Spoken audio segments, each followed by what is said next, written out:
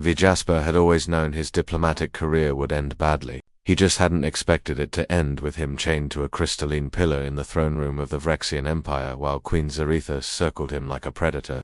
You understand, the Queen said, her 6 eyes blinking in sequence, that what you've done constitutes a war crime under 17 different galactic treaties. Technically 16, Jasper corrected, then winced as the energy restraints tightened around his wrists. The Kandoron Accords don't apply to asteroid mining disputes. The Queen's mandibles clicked in what might have been amusement or annoyance. Her chitinous armor gleamed purple-black under the bioluminescent ceiling. You humans, always finding loopholes. From her position at the edge of the throne room, Dani watched the exchange with growing anxiety. She'd tried to warn Jasper that stealing a Vrexian mining claim, even if it technically belonged to Earth's colonial charter, would have consequences. But Jasper never listened. That's what made him both the best negotiator in the Terran diplomatic corps and the most likely to get them both killed. Your Majesty, Dani stepped forward, her voice steady despite her racing heart. Ambassador Chen acted within the parameters of silence. Human, Queen Zarethus raised one of her forearms,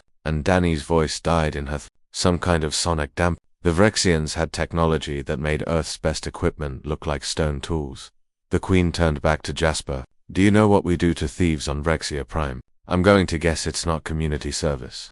We submerge them in acid pools until their molecular structure dissolves. She leaned closer, her breath smelling of sulfur and something sweet. Slowly, Jasper met her gaze without flinching. It was a human trait that had baffled aliens for decades, the ability to stare down death with a smirk. That seems excessive for a mining dispute. It's not about the minerals, Ambassador Chen.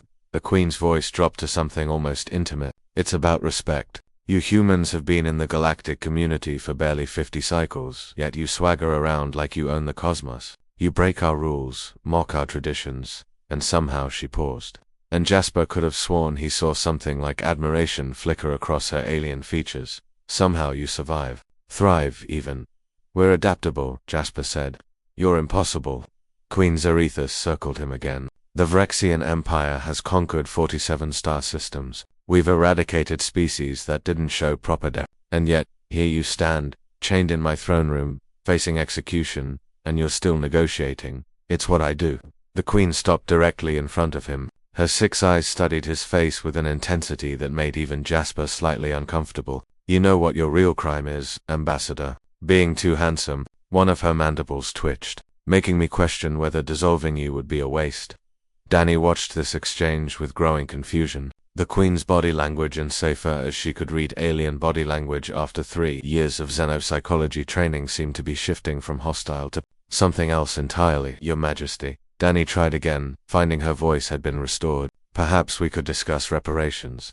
Earth is willing to. Your colleague has spirit, the Queen interrupted, gesturing at Dani. But you, Ambassador Chen, you have something rarer. You have audacity wrapped in competence. She leaned in close enough that Jasper could see the complex fractal patterns in her exoskeleton. Tell me, are you bonded? Jasper blinked. Am I what? Married, mated, in an exclusive reproductive partnership? Oh, Jasper glanced at Dani, who looked equally bewildered. Yes, actually, engaged.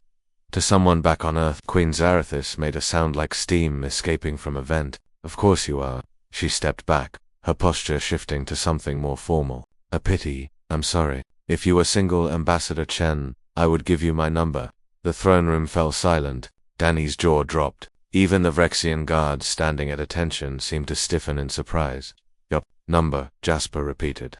My frequency, the Queen clarified. For communications, your species' courtship rituals fascinate me, and you specifically display qualities the Vrexian nobility find ... attractive, courage, intelligence, the ability to annoy me while simultaneously earning my respect. She waved one hand dismissively. But you're bonded, so this is irrelevant. I appreciate the compliment, Jasper said, genuinely unsure how to respond.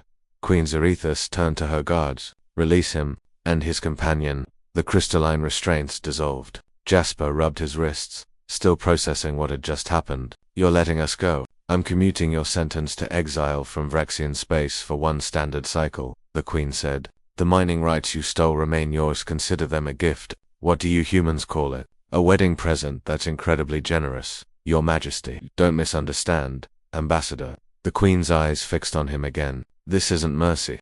This is investment. Humans are infuriating, reckless, and entirely too clever for your own good, but you're also going to reshape the galaxy whether we like it or not. Better to have you as allies than enemies. She turned toward her throne, then paused. And Ambassador Chen, if circumstances change regarding your bonded status, I'll keep that in mind, Your Majesty. As Danny and Jasper were escorted from the throne room, Danny finally found her voice. Did the Vrexian Queen just hit on you while threatening to dissolve you in acid? Jasper grinned. Told you I was a good negotiator. You didn't negotiate anything. She just decided she liked you. Exactly. That's advanced level diplomacy.